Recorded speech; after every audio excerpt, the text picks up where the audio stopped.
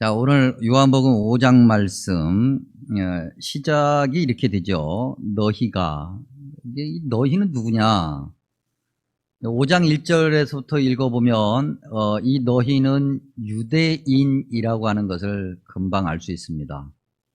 근데 요한복음이 몇 가지 신학적 특징을 가지고 있는데 그 중에 하나가 유대인이라고 하는 호칭을 의도적으로 쓰고 있다고 하는 겁니다. 이때 유대인이라고 하는 이 호칭은 하나님의 백성, 믿음의 공동체를 말하는 것은 아니고요. 혈통적 유대인, 그 중에서도 그런 혈통적 유대인들 중에서도 조금은 뭐랄까요, 좀 지도자 계층, 지도 그룹에 있는 뭐 성경에 등장하는 사람들로 얘기하면 대제사장들, 뭐 바리새인들, 그다음에 뭐 율법학자, 서기관이라고 하는, 그다음에 뭐 사두개인들, 뭐 이런 사람들을 이제 유대인이라고 그렇게 부르고 있습니다. 요한복음이 유대인이라고 그렇게 특징할 때는 그 안에 숨겨져 있는 의미가 있는데 그게 뭐냐면 주님을 반대하는 자, 주님이 메시아로 오심을 거절하는 자, 그 다음에 거부하는 자, 그 다음에 교회를 그렇기 때문에 박해하는 그런 그룹들, 이런 사람들을 유대인이라고 얘기합니다. 그래서 요한복음 안에 보면 그 유대인들이 가지고 있는 문제점들이 있는데 오늘 우리가 읽은 말씀에 보면 유대인들이 가지고 있는 문제점 중에서 가장 치명적인, 가장 대표적인 문제를 오늘 우리가 읽은 말씀 그리고 요한복음 전체 안에서 확인하게 되죠. 그들이 가지고 있는 가장 큰 문제, 유대인들이 가지고 있는 가장 큰 문제는 뭔가? 아이러니하게도 그들이 성경을 연구한다는 거예요. 그게 문제예요. 아니 이게 왜 문제일까? 그렇죠. 그들이 그 어떤 누구보다도 성경을 많이 알고 잘 알고 있고 성경을 또 열심히 읽고 성경을 많이 연구한다고 하는 거죠. 오히려 오늘 이 시대 우리 대한민국 교회에서 보면은 성경을 안 읽어서 문제인데 어떻게 보면 그들이 성경을 그렇게 잘 연구하고 열심히 읽으니까 우리에게 귀감이 될 수 있지 않을까? 근데 성경은 그렇게 말하지 않고 그들이 성경을 연구하는 것이 오히려 그들에게 문제다라고 말합니다. 왜 문제인가? 우리가 꼭 이들과 상관없이 오늘 교회 현장 안에서만 봐도 성경을 안 읽어서 문제가 생기는데 성경을 안 읽어서 문제가 생기는 그 문제보다 성경을 읽기 때문에 만들어내는 문제가 더 클 수 있어요. 더 심각할 수 있다는 거죠. 성경을 읽어서 만들어내는 문제라고 하는 것은 성경을 읽기는 읽었는데 잘못 읽고 있다는 거예요. 바르게 읽지 않는다는 거죠. 그럴 바에 차라리 성경을 안 읽는 것이 훨씬 나아요. 그렇다고 해서 성경을 읽지 말자, 그런 얘기는 아닙니다. 성경을 안 읽는 것도 문제가 되는데 성경을 잘못 읽으면 더 큰 문제를 만들어낸다는 거예요. 요한복음에 기록되어 있는 유대인들이 바로 그런 사람들이었다. 그러니까 성경을 바르게 읽는 것이 무엇인가를 우리가 좀 확인해 봐야 되겠죠. 이제 말씀을 통해서 그걸 확인하기 전에 지난주에 우리 노예 안에 있는 목사님들, 장로님들 수련회가 있었습니다. 그래서 줄여서 목장 수련회다 그렇게 얘기하는데 목장 수련회에 오신 주 강사 목사님이 계세요. 이제 우리 교단의 총회장을 지내셨던 목사님이신데 그 목사님이 이런 도전적 질문을 던지셨어요. 한국 교회가 위기라고 얘기하는데 정말 위기 맞냐? 이렇게 질문하시는. 그러면서 이제 그분이 나름대로 말씀을 이렇게 풀어 나가셨는데 제가 이제 그 질문을 들으면서 생각해 봅니다. 정말 한국 교회가 위기가 맞나? 여러분들은 어떻게 생각하십니까? 정말 한국 교회가 위기가 맞습니까? 답부터 얘기한다면 위기가 맞습니다. 그럼 왜 한국 교회가 위기라는 말을 들어야 되는가? 그리고 지금 오늘날 한국 교회가 그 위기를 어떻게 보면 극복하기 위해서 여러 가지 어떤 방안들을 쏟아냅니다. 그냥 조금 다른 얘기입니다만 좀 아쉬운 것은 요즘에 이렇게 굳이 영어 단어들을 쓰는지 모르겠어요. 뭐 뉴 노멀 뭐 이런 얘기 하거든요. 내가 아무리 영어를 몰라도 내가 뉴라는 단어도 알고 노멀이라는 단어도 아는데 이게 뉴 노멀을 섞어 놓으니까 이게 무슨 말인지 는 모르겠더라고요.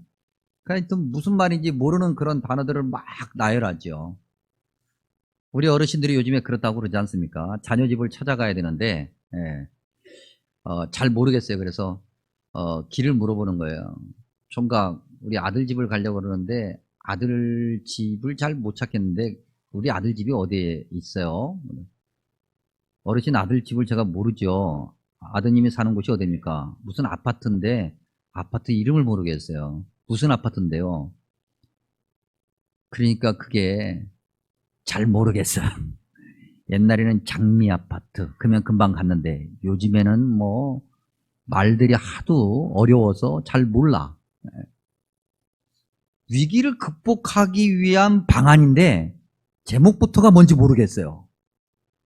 한국교회가 위기가 맞는가? 코로나 시국, 줄여서 코시국이라고 하죠. 코시국 시작됐을 때, 그리고 코시국 진행 중에 한국 교회의 위기를 진단하는 많은 연구물들이 쏟아져 나오고 많은 강연들이 있었습니다. 이제 그 중에 여러 가지 것 중에 앞으로 한국 교회가 이렇게 될 것이라고 하는 그러한 어떻게 보면 예측, 그것 중에 하나가 아주 정확하게 들어맞고 있는 게 있는데, 물론 조금 더 지나봐야 됩니다. 조금 더 지나봐야 되지만은 아직, 왜냐하면 코로나가 완전히 끝난 것이 아니니까 조금 더 시간이 지나가야 되겠지만, 현재 가시적으로 확인되고 있는 것은 성도의 수가 현격하게 줄었다. 그 젊은 사람들이 많은 그런 교회는 많게는 40, 아주 비관적으로는 50%까지 교인들 출석수가 확 줄었고, 대부분 한국교회가 지역교회인데, 우리 교회처럼 지역교회인데, 지역교회들은 많으면 30%, 적어도 20에서 30%는 예배 출석률이 줄었다. 그건 저희 교회도 예외가 아니에요. 그리고 어지간한 교회들이 교회 하나가 없어져 버린 거예요. 어지간한 교회 안에 교회 하나가 없어져 버린 거예요. 그것과 마찬가지예요. 그래서 한국교회가 위기라는 거죠. 근데 정말 그것 때문에 위기인가 한번 질문해 봅니다. 숫자가 줄었기 때문에, 예배 출석 숫자가 줄었기 때문에 한국교회가 위기인가? 물론 위기 맞아요. 그런데 단지 예배 출석 수가 줄었기 때문에 위기가 아니라 왜 줄었느냐? 이것을 찾아가면 위기의 본질이라고 할까요? 그걸 우리가 확인해 볼 수 있죠. 생각해 보십시오, 여러분. 한국교회가 위기라고는 하지만 여전히 동네마다 교회가 가득하고 인구 대비 교회 숫자가 이렇게 많은 그런 나라가 세계에서 찾아보기 어렵고, 여전히 종이책 시장이 아주 쇠퇴해 가고 있는 이 시점에 여전히 기독교 출판과 기독교 시장은 위기 그렇게 하지만, 위태롭기도 하지만 그래도 여전히 시장을 가지고 있고, 이런 시대에 정말 한국교회 위기의 출발은 숫자가 줄었기 때문이 아니라 숫자가 줄을 수밖에 없는 그 어떤 것에 있지 않는가. 오늘 우리는 이제 말씀을 통해서 그걸 한번 확인해 보죠. 다시 요한복음으로 돌아가면, 이 유대인들은 성경을 연구하는 사람들이라고 그랬는데, 이 사람들이 문제라 그랬습니다. 그들이 뭘 어떻게 했기에 문제일까? 예를 들면 요한복음 7장 45절에서 52절로 확인해 볼 수 있는데, 이제 설명해 드리면 이렇습니다. 대제사장들과 바리새인들, 다시 말하면 성경을 연구하는 사람들, 속칭 유대인들이 예수님이 꼴보기 싫어서 예수님을 이제 붙잡아 오려고 아랫사람들을 보냅니다. 그래서 아랫사람들이 예수님을 붙잡아 올 것이라고 기대하고 있는데 이 사람들이 그냥 다시 돌아온 거예요. 그래서 유대인들이 성경을 연구한다라고 하는, 성경을 잘 안다라고 하는 그런 사람들이 물어봅니다. 아니 왜 그냥 왔어? 명령을 받고 잡으러 가서 예수님을 잡으려고 하다 보니 예수가 하는 말이 궁금해서 듣게 되었습니다. 근데 듣다 보니까 구구절절 옳은 얘기만 하는 거예요. 그리고 말만 그렇게 하는 것이 아니라 예수의 어떤 삶, 언행을 보니 틀린 게 하나도 없어. 그래서 그 사람을 잡아올 수가 없었습니다. 그 얘기를 듣자 유대인들이 그 사람들을 예수를 잡으라고 보냈던 그 사람들이 이렇게 얘기합니다. 야, 성경을 너희가 몰라서 그런 얘기 하는 건데 성경 어디에 그 사람이 그렇게 대단하다고 기록되어 있느냐? 야, 아무리 잘 찾아보고 아무리 연구를 해도 그런 사람이 메시아라고 하는 것을 성경에서 말하지 않아. 성경을 좀 안다라고 하는 사람들이 예수를 메시아로 믿는 사람 봤어? 라고 하면서 그들을 꾸짖죠. 그러니까 그 얘기를 옆에서 듣고 있던 니고데모라고 하는 사람이 요한복음 3장 1절 이하에 가면 니고데모도 바리새인 중에 한 명이다 그랬어요. 성경을 잘 알고 있는 사람이죠. 유대인의 지도자 중에 한 명이라 그랬어요. 그도 역시 성경을 연구하는 사람인데 그 사람이 요한복음 3장에서 예수님을 만나고 난 뒤로 예수님을 메시아로 믿고 있었는데 요한복음 7장에서 그의 동료들이 하는 이야기를 듣고 이렇게 얘기합니다. 아니, 우리가 알고 있는 율법은, 우리가 알고 있는 성경은 그 사람이 어떤 행동을 하는지 보기도 전에 무조건 판단하고 잡아들이라고 그렇게 가르칩니까? 라고 반문해요. 그랬더니 그 남은 유대인들이 니고데모를 향해서 이렇게 이야기를 하죠. 너도 갈릴리에서 왔냐? 이건 갈릴리 그런 총구석에서는 그런 메시아가 나올 리가 없어. 성경에 의하면 메시아라면 적어도 이 정도는 돼야지 라고 하는 선입견, 그들의 판단을 이야기하는 거예요. 그러면서 니고데모에게 얘기하죠. 너도 갈릴리에서 왔냐? 찾아봐라. 한마디로 얘기하면 성경을 들춰봐. 여러분 요한복음 7장 52절에 찾아보라 라고 하는 이 단어가 오늘 우리가 읽은 39절에 있는 연구하다라는 단어와 같은 단어예요. 성경을 좀 봐봐. 성경을 다시 알아봐. 네가 성경을 좀 안다라고 하는 바리새인인데 성경을 그렇게 알아서 쓰겠어? 성경 다시 봐봐. 갈릴리에서는 선지자가 날 일이 없어. 유대인들, 성경을 좀 안다라고 하는 사람들, 성경을 읽는다고 하는 사람들, 성경을 연구한다는 사람들이 바로 이런 사람들이었어요. 자기들의 선입견, 자기들의 전제, 자기들의 어떤 지적인 판단, 이것이 우선하는 거지요. 처음에는 성경을 읽었을지 모르겠지만 성경을 읽으면서 자기들이 알게 됐던 지식, 경험, 경륜 이런 것들이 훨씬 앞서가서 오히려 성경을 해석하는, 그렇게 성경을 판단하는, 성경을 해체 분석하는 그런 사람들이었다는 거죠. 그러다 보니 성경대로 삶을 살기보다는 오히려 자기가 주인이 되어서 그 누군가를 무시하고 그 누군가를 판단 정죄하는 그런 사람들이 되었다. 성경을 알기는 아는데 대단히 잘못 알고 있는 거죠. 성경을 읽기는 읽는데 잘못 읽고 있었다는 거예요. 그들은 그들의 주인이 누구이었는가, 그들의 주인이 누구이어야 한다는가, 이걸 망각하고 있었어요. 아니, 거부하고 있었던 거죠. 사오정 아십니까? 사오정. 요즘에 이제 그 유머는 조금 시대에 좀 뒤떨어진 유머가 됐는데, 사오정 그러면 조금 뭔가 좀 괴짜, 좀 뭔가 잘 사람 말귀를 못 알아듣는 사람, 그 다음에 자기 세계에 갇혀 있는 사람, 이런 사람들을 사오정이라고 좀 부르죠. 한마디로 얘기하면 철학적 전문 용어로 얘기하면 또라이.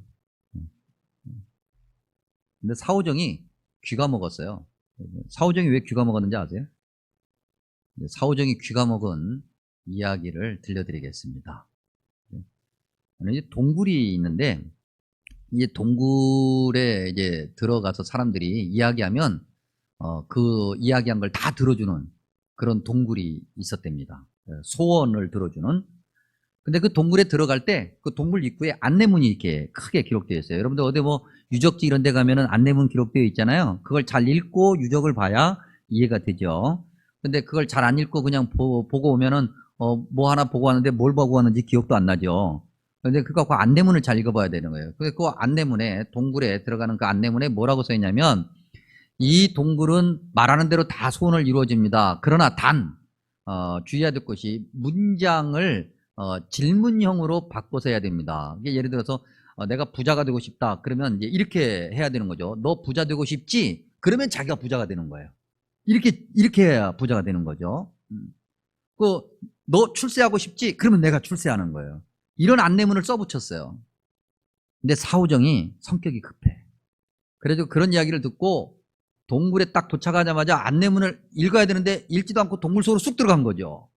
그래서 들어가자마자 막 이야기하는 겁니다. 나 부자가 되고 싶어. 근데 동굴이 응답하지 않아요.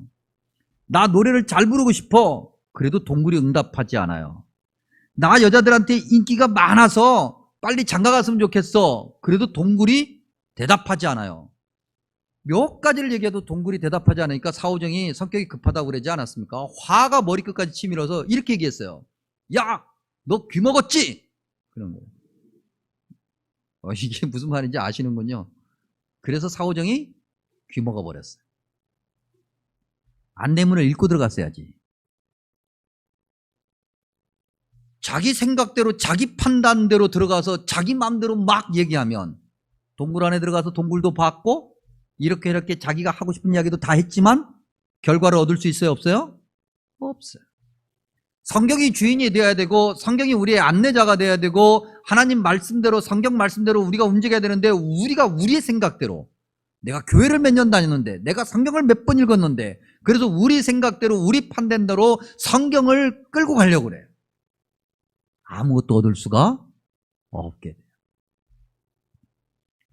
레리 오스본이라고 하는 분이 미국 분인데 한번 예전에도 여러분들에게 소개해드렸습니다. 당신의 열심이 위험한 이유, 이런 책을 썼어요. 그러니까 우리 교회 다니는 분들이 열심을 내잖아요. 열심히 신앙생활하는 것이 오히려 위험할 수 있다는 거예요. 그 위험한 이유가 뭘까? 그 중에 하나, 성경을 대하는 거에 대한 경고. 성경을 원래 읽을 때는 성경이 우리의 거울 같아야 돼요. 거울이란 게 뭐예요? 거울에 비친 나를 보고 나를 수정하는 거잖아요.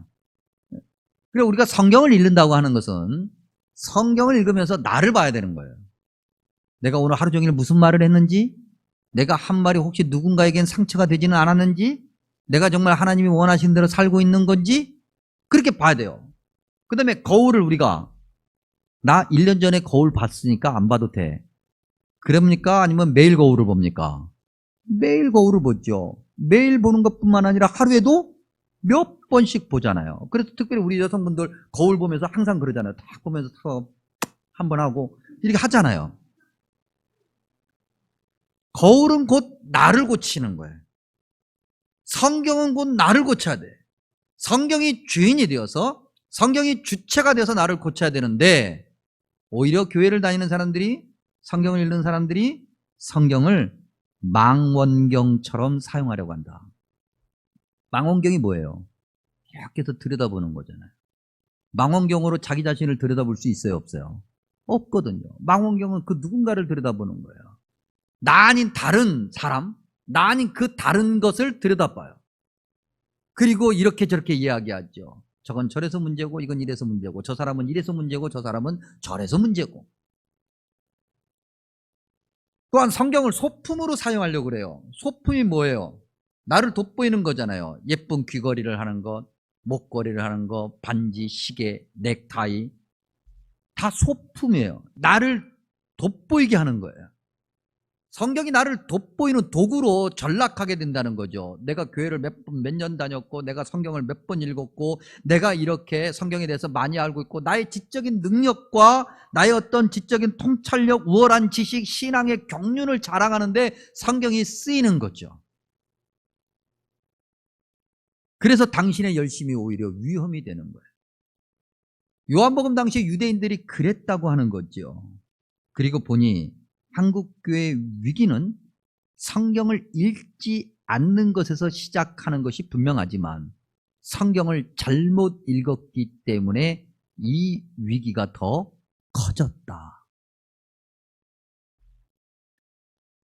여전히 한국교회는 성경을 읽고 있고 여전히 성경 공부 프로그램도 많고 여전히 훌륭한 설교자들이 정말 고개만 돌리면은 그야말로 세고 셌는데 한국교회는 점점 영적인 권위를 잃어가고 있고 영적인 능력도 없으며 사람들에게서 존경을 받지도 않고 있고 예수님을 믿는다고 하는 것에 대한 영적인 그 어떤 능력도 없는 지금의 한국교회는 성경을 잘못 읽어왔기 때문이다.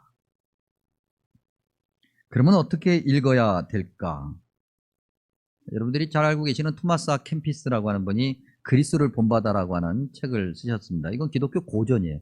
그래서 여러분들이 꼭 이런 책은 한 번씩 옆에 놓으셨다가 이렇게 참고서로, 교과서는 성경이 당연히 성경이고, 그 다음에 참고서로 이런 책을 이제 이렇게 한 번씩 읽어보는 것도 아주 좋죠. 근데 이분이 이 그리스도를 본받아라고 하는 책을 쓰면서 그 책 초반에 성경을 어떻게 읽어야 되는가에 대해서 짧게 이야기한 부분이 있습니다. 근데 그분이 뭐라고 얘기했냐면, 성경을 읽으려면 겸손함과 단순함과 믿음으로 읽어야 된다. 겸손, 단순, 믿음. 근데 우리는 좀 순서를 바꿔서 단순함부터 생각해보면, 단순하게 성경을 읽어야 된다는 것은 무슨 말일까? 어린아이 같아야 된다는 거예요. 읽어야 된다니까 그냥 읽는 거예요. 매일 읽어야 된다니까 매일 읽으면 되는 거예요. 그냥 읽어요. 그냥. 핑계 대지 말고, 바빠요, 시간 없어요, 힘들어요, 눈이 잘 안 보여요, 읽어도 무슨 말인지 모르겠어요, 돌아서면 까먹어요. 그거 하나님 은혜예요, 여러분. 읽었는데 다 알면은요, 다 알면 우리가 하나님 하지. 하나님 말씀을 우리가 뭐 어떻게 다 알아요. 이거 또 잘못하면 제 또 교만이 되는데, 여러분, 제가 어떤 사람이라고요? 제가 전공이 성서 언어예요. 그 다음에 제가 신약학을 전공했어요. 아무리 제가 박사학위는 못 받았어도 공부 꽤 오래 했단 말이죠. 그래도 난 모르겠어. 그런데 어떻게 성경을 우리가 읽자마자 확 알아요. 안다라고 하는 것 자체가 교만일 수 있어요. 그냥 읽는 거예요. 그냥 읽어요. 그냥 읽다 보니까 내 마음에 안 들어서 그냥 읽으시라고. 그냥 내 얘기 못 넘어가겠어요? 그냥 읽어. 그냥 민수기에 왜 이렇게 족보가 많아요? 내 족보도 모르는데 이 족보들은 너무 어려워. 그냥 읽으라고. 그냥 무슨 말인지 알려고 하지 말고 그냥 읽으라고요. 통독합니다. 이제 우리 8월 달부터 이제 통독 다시 하겠다고 이제 얘기할 거예요. 그러면 그러면 내가 뭐 해야지? 내가 그래 통독해야지. 이번 기회에 내가 성경 읽어야지. 하루에 막 20장씩. 오유, 이거 어떻게 읽어? 그냥 읽어. 그냥. 왜 거기에 자꾸 질문을 던져요? 그냥 읽으라고요. 단순하게 그냥 읽으라고요. 무슨 말인지 알고 읽어야지. 괜찮아요. 그냥 읽어요. 거울을 우리가 매일 본다고 그랬죠? 하루에도 몇 번씩 본다고 그랬죠? 그냥 읽어요. 한 번 읽고, 2번 읽고, 10번 읽고, 100번 읽고, 읽어요. 그냥. 읽으면 성경이 주인이 되어 우리의 삶을 끌고 가는 거예요. 단순하게 읽어요. 겸손하게 읽어야 돼요. 하나님 말씀이죠. 하나님께서 나에게 주신 말씀이에요. 남에게 준 얘기가 아니에요. 내 옆에 있는 김 집사님, 이 집사님, 박 집사님에게 준 말씀이 아니에요. 나에게 준 말씀. 그러니 그 말씀대로 내가 살려고 애쓰면 되는 거예요. 여러분, 저는 성경을 겸손함으로 읽고 사는 분들을 요즘에 많이 만납니다. 제가 노예 임원이 돼서 노예에 이제 이렇게 자주 찾아가서 이렇게 저렇게 일을 하는 일들이 많아졌어요. 그러다 보니까 그 전에 만났던 노예 안에 있는 다른 교회 목사님, 장로님들을 조금 더 많이 만나고 자주 만나게 되었어요. 근데 제가 그분들을 만날 때마다 참 굉장히 도전을 받습니다. 예를 들면 우리 지난주에도 목사님, 장로님들 수련회가 있었다고 그랬잖아요. 그런데 목사님, 장로님들이 노예, 이렇게 다 노예 소속이에요. 목사님, 장로님들은 노예, 특별히 목사님들은 다 노예 소속이에요. 그리고 우리 장로님들도 노예 소속이에요. 왜냐하면 장로 안수 받을 때 노회가 주관하잖아요. 그러니 당연히 노예 소속이에요. 근데 노예에 들어가서 이제 노예를 섬겨야 되는 의무가 있는 거죠. 노예 들어가면은 이제 각 부서에 배치가 됩니다. 각 부서에 배치가 되면 그 부서에서 3년을 섬기게 돼 있어요. 그리고 다른 부서로 또 바꿔요. 뭐 특별히 거기에 뭐 없어요. 그냥 무조건 무조건 돌게 돼 있어요. 각 부서를 이 부서에서 3년 했으면 다음엔 또 다른 부서로 가야 되고, 이게 다 무조건 돌게 되어 있거든요. 이게 돌다 보니까, 그렇게 무조건 돌다 보니까 대부분 3년째 될 때 이제 그 부서에 부서장을 하게 되는데, 이 부장을 하게 되고 2년이나 아니면 또 3년째 처음 들어갔던, 첫 해에 들어갔던 분이 서기를 하게 돼 있어요. 서기를 한마디로 얘기하면 부장님을 잘 모시는 분이에요. 한마디로 얘기하면 이제 심부름꾼이라고요. 그래서 부장님을 돋보이게 해야 되고 부장님을 자꾸 앞으로 내세워야 돼요. 그러다 보니 한참 까마득한 후배가 부장이 될 수도 있어요. 적어도 고순간은. 이번에도 교육훈련부의 부장으로 섬기셨던 목사님과 서기로 섬기셨던 목사님이 그런 경우예요. 저도 역시 제 한참 선배님한테 제가 대접을 받은 적이 있는데 그런 거죠. 그래서 그 부장님이 나이도 훨씬 많고 뭐 목회 경력이나 뭐 모든 면으로 봐도 학교 선배로 봐도 다 선배야. 그런데 다 섬기는 거예요, 부장님. 우리 부장님 하는 거죠. 왜? 적어도 그분이 그때 그 순간 그 부서를 책임지고 있으니까. 노예 가서 한 번도 저는 이게 뒷짐지고 아무것도 안 하는 목사님 장로님들을 본 적이 없어요. 다 열심히 해요. 뭔가 몸으로 움직여요. 의자 하나라도 나르려고 할 때 절대 가만히 있지 않아요. 다 누가 시켜서 하는 것도 아니에요. 그냥 알아서 스스로 그렇게 움직여요. 또 뭐 뭔가 대접하려고 할 때는 얼마나 앞서는지 몰라요. 서로가 다 내겠대. 서로가. 그래서 뭐 서로가 막 카드 주겠다고 하고 거기서 옥신각신 하면서 막 그래요. 여러분들 혹시 공짜 커피 마시고 싶으신 분 계세요? 식사나 뭐 밥 같은 거 그러면 종로 5가에 오십시오. 여러분들. 그러면 하루에 10잔도 마실 수 있어요. 예. 뭐 그냥 뭐 누구도 안 가려 막. 그러니까 막 서로 막 이렇게. 여러분 꼭 우리가 뭐 얘기하잖아요. 뭐 돈이 있으니까 하겠지. 여러분 돈 있다고 하는 건 아니잖아요. 그렇죠? 예. 설사 돈이 있어도 이게 누가 시켜서 그러는 게 아니에요. 이게 몸에 배어 있는 거예요. 몸에 배어 있어요. 그래서 저절로 움직여요. 몸이 먼저 움직여요. 몸이 먼저. 누가 말하기 전에 몸이 움직이는 거예요. 하나님 말씀대로 누군가를 섬기려고 하는 것이 몸에 배어 있는 거죠. 성경을 그렇게 읽고 그렇게 연습하는 것이 몸에 배어 있는 거죠. 그래서 그냥 막 움직이는 거예요. 주저하지 않아요. 나이가 많다고 선배라고 그거 따지지 않아요. 내가 섬길 수 있으니 섬기는 거예요. 오늘 일부 예배 때 우리 오여전대회가 찬양을 했습니다. 코로나 때문에 여전대회가 그동안 오랫동안 주방에 들어갈 일이 없었죠. 사실은 좀 편하셨죠. 코로나의 하나의 장점이었다고 할까. 근데 이제 점심을 다시 먹게 됐어요. 교회 안에 오랫동안 그런 만찬이 없어서 또 한편으로는 서운했는데 근데 하필이면 이게 더운 여름이야. 다시 시작하려니까 그동안 안 하다가 다시 하려면 얼마나 힘들어요. 그래서 목사님 저도 어떻게 해서든지 좀 편하게 해드리려고 그렇게 애를 썼는데 방법이 없어. 그래서 다시 주방으로 들어갈 수밖에 없는데 너무 죄송한 거예요.